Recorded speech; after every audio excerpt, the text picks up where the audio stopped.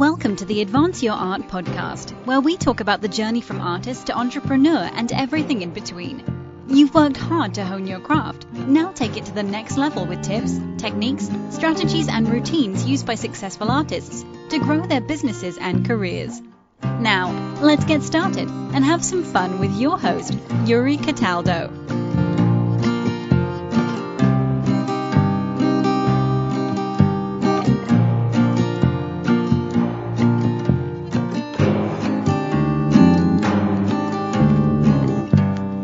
Hello, Jude. Welcome to the show. How are you today? I am doing well. Thank you for having me, Yuri. Awesome. Well, thank you. Thank you so much for joining me. I really appreciate it. So I'd like to start off by helping our listeners know a little more about you. So please, how do you describe yourself? So I am a brand strategist and story-driven filmmaker. I help entrepreneurs bring their stories to life through video. Mm-hmm. And I have been doing that for the past 13 years, working with entrepreneurs, specifically entrepreneurs, in all different areas, helping them take stories that they may have told on stage or stories that they may be telling their clients in person, but actually bringing that to life in video form. Ooh, interesting. Okay. So let's start from the beginning on this one. What got you first interested in filmmaking?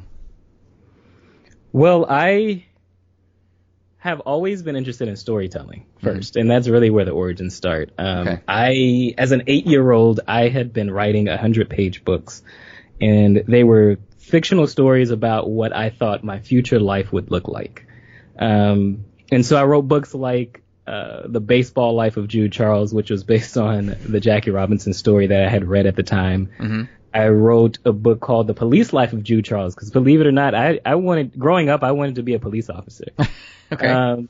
And so different stories like that. And in all, I wrote 11 different books.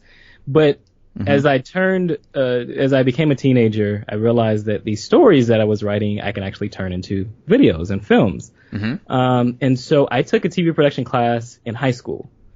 And that is really where I got really deep into filmmaking, really deep into video production, and really just fell in love with it. Mm-hmm.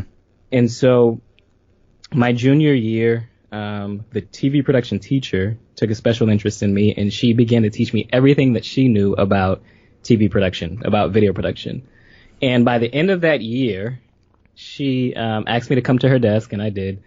And she said, Jude, you're really, really good at this. I think you should start a business because you'll be able to make money from creating films for other people. And I didn't know what it meant to run a business. I didn't understand what she was saying, and I didn't give her a yes or no answer. But by the next day, she had purchased my first set of business cards. And that's really how I started this business at the age of 17. Oh, wow. That's fantastic. So about the books you were starting to write when you were 8 years old, do you still have those? And did you turn those into any types of videos?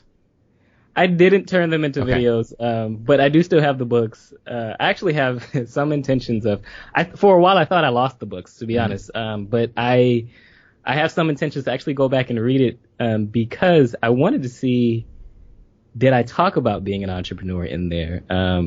Because again, this was never I had never seen this coming. I didn't know that I would go into business for myself. Sure. So yeah, it's interesting, but I haven't gone back to read all of them just yet. Okay.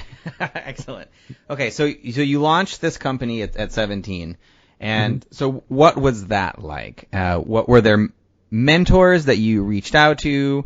Were there advisors? Were you reading books? Like how did you, I know you were kind of just talking about building up to that, but the moment you launched the company, where were you getting some of your business acumen and advice from? Honestly, I didn't get it from anyone. The first 5 years of business were brutal. Okay. And what I mean by that is I struggled to make money. And so I alluded to the fact that I didn't know anything about running a business. I didn't know what it meant to be an entrepreneur. And I'm extremely grateful for my teacher for pushing me to be an entrepreneur. Mm-hmm. But that's as far as she took me, right? I didn't know marketing. I didn't know sales. I didn't know how to get business. So when I first started the business, I was doing small birthday parties and church events, and I was doing weddings for like $500. And so I really struggled to make $30,000 a year in those first 5 years. Mm-hmm. Now, of course, as a 17-year-old, 18-year-old,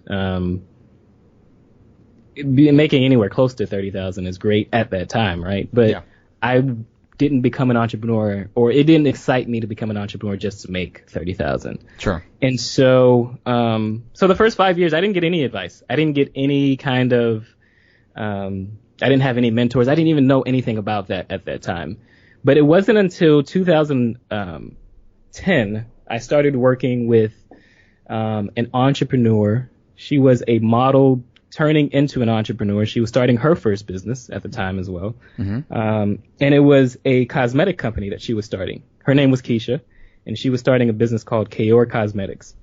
And she wanted to hire me to film the behind the scenes of everything that she was doing. Now, in her mind at the time, she wanted to do a vlog video series. This was around the same time that, if you're familiar with Gary Vaynerchuk, he had started doing vlog series at around the same time. And so, yeah. But I wasn't interested in that. I always knew I wanted to do storytelling. Okay.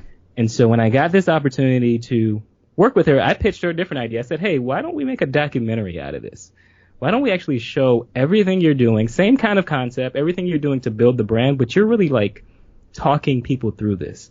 You're really bringing them into behind the scenes. You're not just telling them what you're doing, you're showing them what you're doing. Mm-hmm. And so we did that for the first year. We filmed what ended up being a documentary series, but we filmed that for 3 years. But in this first year, I remember just filming everything with her behind the scenes. And but for me internally, I was still struggling with how I wanted to run this business.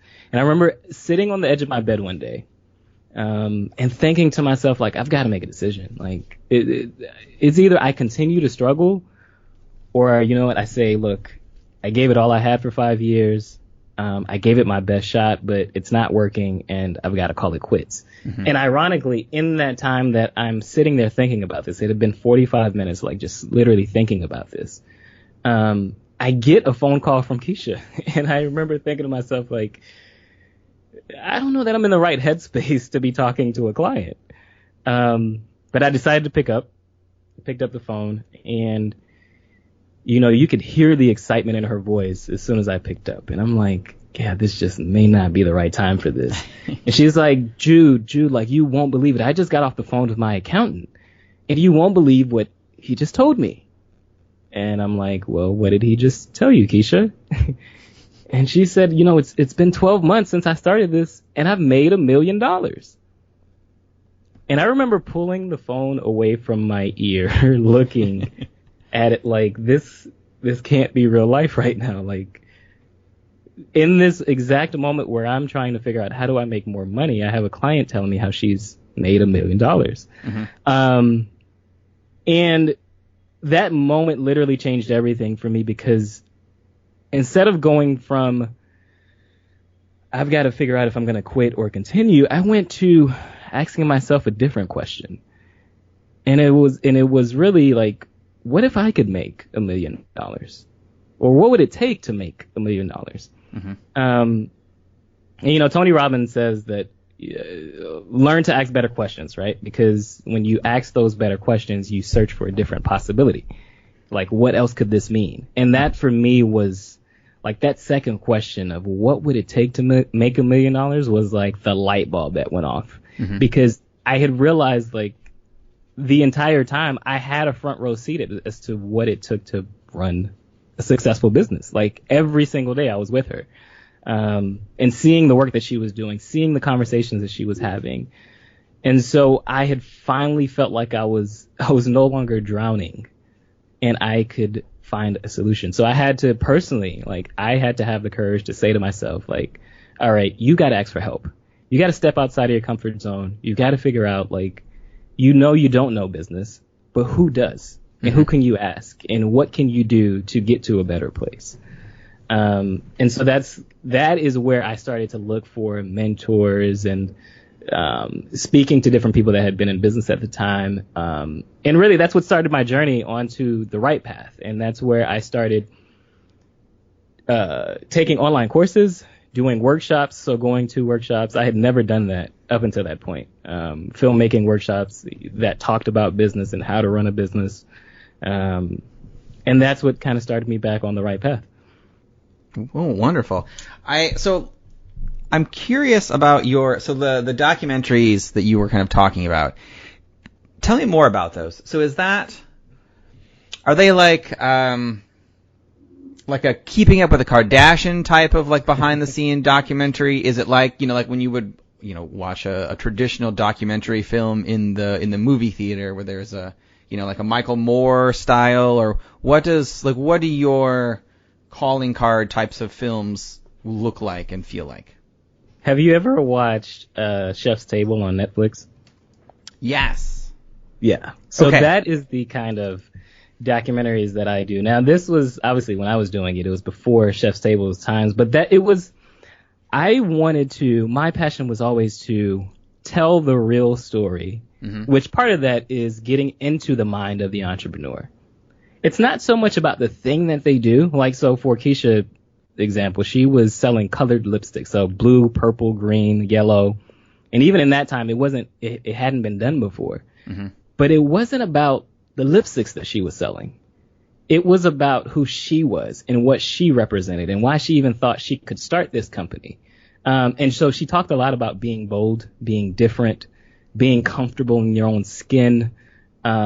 She's a very, very confident woman. And so it was those things that I wanted to bring to life. And I mentioned Chef's Table because if you watch Chef's Table, a little of it has to do with the food that they cook. It's more about who that entrepreneur is, the journey that they've taken to get to that point, how they view the food, how they view the ingredients that they're going to pick in the farm. And so that's the kind of stories that I tell, even to this day with entrepreneurs, is I'm looking at what's really happening here. Can we pull back the curtain? Can we be vulnerable for a second and really tell me like what is actually happening in this moment as you're thinking about making this decision? Those are the kind of stories that I love to tell. Wonderful. So what is the actual process like of this, of actually filming one of these, say, documentaries, and then how do you release them? Is it up to, let's say, the entrepreneur to put it up on their own platforms? Do you work with other, traditional media outlets, or how does that part of it work? Yeah, so it's up to the entrepreneur to release it. Normally what happens is that an entrepreneur will reach out to me because of work that they've seen before from other entrepreneurs that have filmed. And so it's in a traditional sense, I am a video production company, right? And so they come to me because of that. But what happens is that I'll take a client through what I call a road mapping workshop or a road mapping session. And in that road mapping session is where I begin to dig deep, and I really get to find the stories that no one has ever heard of, the stories that they've never shared before, the ones that are extremely compelling, and I look to bring those to life. And so I call it the dramatic demonstration of proof, because in entrepreneurship, in business in general, there's a lot of claims being made. There's a lot of noise. And so how do you go about really proving who you are, proving that you can provide a service or provide a product that really is like top notch, really is excellent? How do you do that? And the answer to me is always a dramatic demonstration of proof.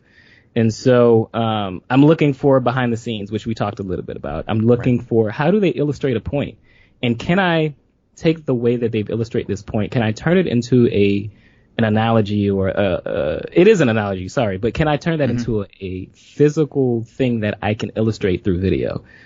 For example, I worked with an interior designer who talked about the projects that he and his team works on.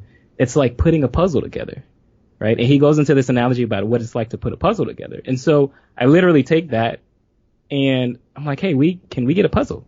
Can we actually get a puzzle and show you guys putting this puzzle together as a team, just to illustrate this point, to take it a step further? And then the last thing I usually look for is social proof, right? It's not just so much what the entrepreneur says about themselves, but what do other people have to say about them?